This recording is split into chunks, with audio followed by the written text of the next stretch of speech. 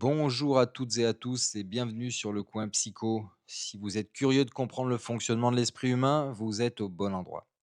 Aujourd'hui, nous allons découvrir la théorie du développement cognitif de Jean Piaget, de manière simple, claire et illustrée par des exemples concrets, et tout ça en une dizaine de minutes. C'est parti. Nous allons aborder le stade préopératoire de Jean Piaget. Il s'agit du deuxième stade du développement cognitif. Le stade préopératoire s'étend approximativement de 2 à 7 ans. Dans la vidéo précédente, nous avons vu que le bébé comprenait le monde essentiellement grâce à ses sens et ses actions. À présent, une véritable révolution se produit. L'enfant n'a plus besoin de manipuler un objet pour y penser. Il peut désormais se le représenter mentalement.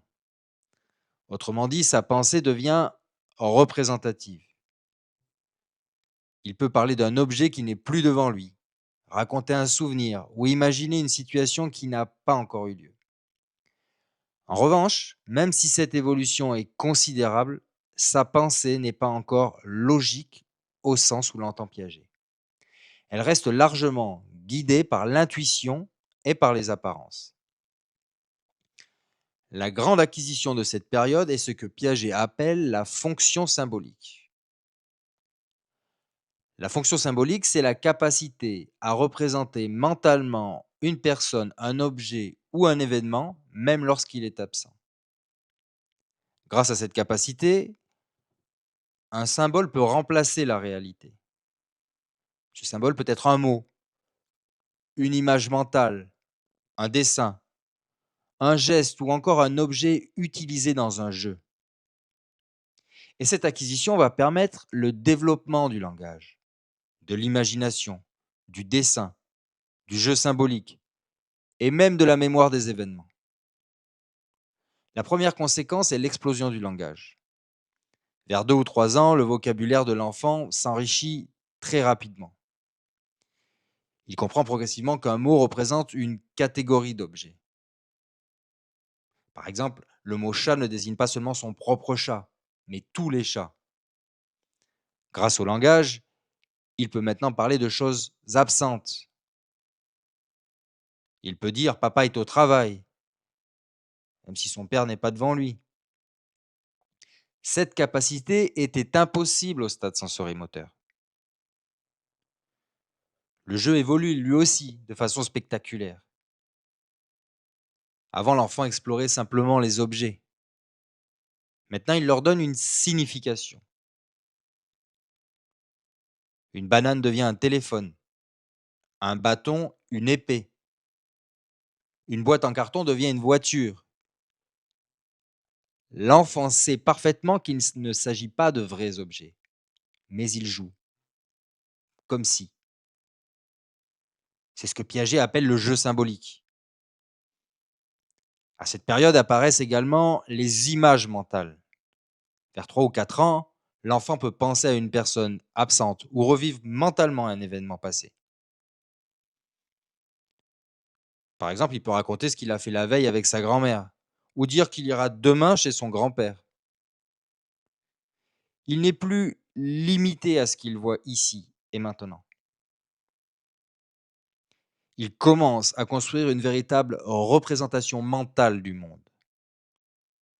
Une autre capacité très importante apparaît, l'imitation différée.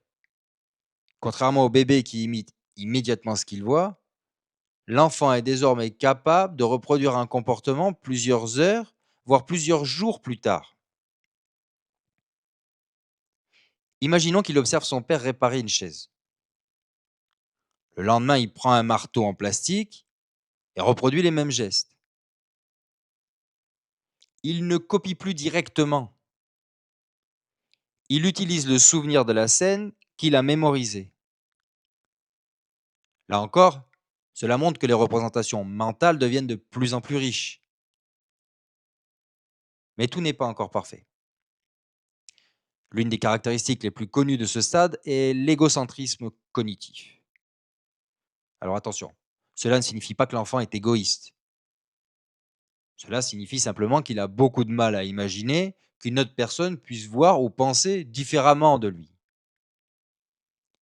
Il croit spontanément que tout le monde partage son propre point de vue. Un exemple célèbre consiste à cacher ses yeux avec ses mains. L'enfant pense alors: puisque je ne vous vois plus, vous ne me voyez plus.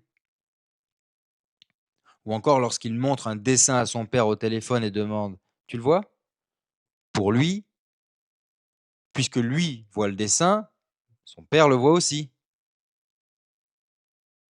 Piaget illustre cette difficulté avec sa célèbre expérience des trois montagnes. Il présente une maquette composée de trois montagnes et place une poupée de l'autre côté. Puis il demande à l'enfant: que voit la poupée? Très souvent, l'enfant décrit ce que lui-même voit, sans parvenir à adopter le point de vue de la poupée. Cette expérience est devenue l'un des symboles de l'égocentrisme cognitif. Vers 4 à 6 ans, le raisonnement progresse, mais il reste essentiellement intuitif. L'enfant se fie beaucoup à ce qu'il perçoit. Par exemple, si l'on transforme une boule de pâte à modeler en long boudin, il affirme souvent qu'il y en a davantage. Pourquoi? Parce que le boudin paraît plus grand. Il se laisse guider par l'apparence plutôt que par un raisonnement logique.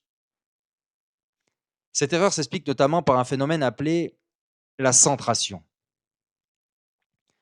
La centration correspond à la tendance à ne prendre en compte qu'un seul aspect d'une situation.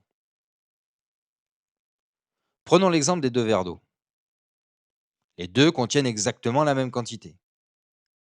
On verse ensuite l'eau d'un verre dans un récipient plus haut et plus étroit. Très souvent, l'enfant répond qu'il y a plus d'eau. Pourquoi? Parce qu'il regarde uniquement la hauteur du liquide. Il oublie complètement la largeur du récipient. À cette difficulté s'ajoute une autre limite, l'irréversibilité. L'enfant ne parvient pas encore à inverser mentalement une action. Il ne pense pas spontanément que si l'on remet l'eau dans le premier verre, on retrouvera exactement la même quantité. Cette capacité apparaîtra seulement au stade suivant. C'est pour cette raison qu'il échoue encore aux tâches de conservation. Pour Piaget, conserver signifie comprendre qu'une quantité reste identique malgré un changement d'apparence.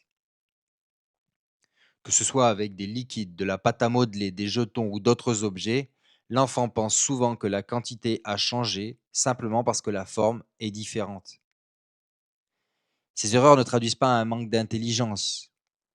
Elles s'expliquent par plusieurs caractéristiques de sa pensée: l'égocentrisme cognitif, la centration, l'irréversibilité et le raisonnement intuitif.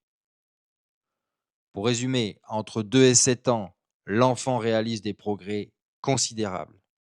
Le langage se développe rapidement. La fonction symbolique apparaît. Le jeu symbolique, les images mentales et l'imitation différée deviennent possibles.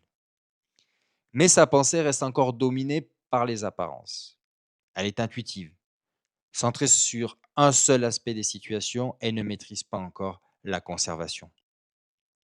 Toutes ces acquisitions vont progressivement préparer le stade suivant, le stade des opérations concrètes, où la pensée deviendra enfin véritablement logique. Merci d'avoir regardé cette vidéo jusqu'au bout. Si elle vous a aidé à mieux comprendre Piaget, pensez à laisser un j'aime et à vous abonner pour ne pas manquer les prochaines vidéos. Et dites-moi en commentaire quel concept vous a semblé le plus difficile. N'hésitez pas non plus à me faire des suggestions pour améliorer mes vidéos ou les rendre encore plus utiles.